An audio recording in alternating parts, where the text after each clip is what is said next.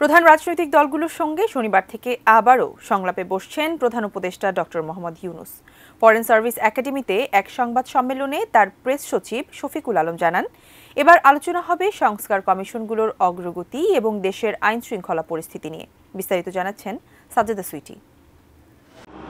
আমি মোহাম্মদ ইউনূস ৮ আগস্ট সরকার প্রধান হিসেবে শপথ নিয়ে আওয়ামী লীগ ছাড়া প্রধান কয়েকটি দলের নেতাদের সঙ্গে বসেছিলেন প্রধান উপদেষ্টা ডক্টর মোহাম্মদ ইউনূস।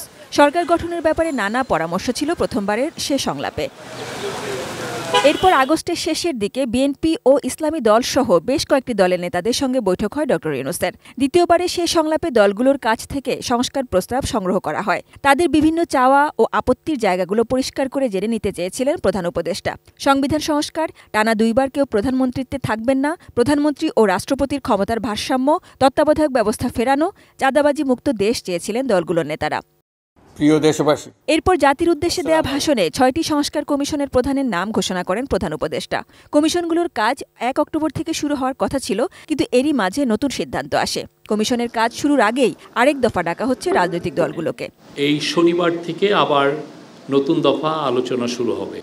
প্রধান দলগুলোর সাথে আলোচনা হবে। যে কমিশনগুলো যেটা হয়েছে, আপনারা জানেন ৬টা কমিশন হয়েছে, এটার কাজের অগ্রগতি সম্পর্কে অবহিত করা হবে তাদেরকে, এবং দেশের আইন শৃঙ্খলা বিষয়েও তাদের সাথে কথা হবে এবং তাদের পরামর্শ নেওয়া হবে।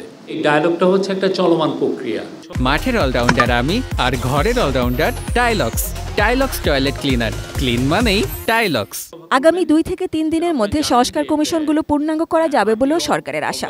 কমিশনের গঠনটা ডিপেন্ড করছে এই পলিটিক্যাল টক্সের উপরে না, এটা জাস্ট কিছু, আপনারা জানেন যে কমিশনগুলোর প্রধান অলরেডি কাজ শুরু করেছেন, ওদের টিওআরও হয়েছে, টার্মস অফ রেফারেন্স হয়েছে, এবং তাদের জন্য অফিসগুলো খোঁজা হচ্ছে। এখন জাস্ট যেটা হচ্ছে যে জাস্ট যারা কমিশনের মেম্বার হবেন, অনেকের ক্ষেত্রে সম্মতি লাগে, তাদের সাথে কনসালটেশন হচ্ছে, এই বিষয়গুলো। এরই মধ্যে দলগুলোকে আমন্ত্রণ জানানো হয়েছে। এর আগের আলোচনাগুলোতে আমন্ত্রণ ছিল না আওয়ামী লীগ ও জোট শরিকদের। এবার কি থাকবে? আপনারা শনিবারই জানবেন কাদের সাথে কথা হচ্ছে। সাজ্জাদা সুইটি, এটিএন নিউজ, ঢাকা। আপনি জানেন যে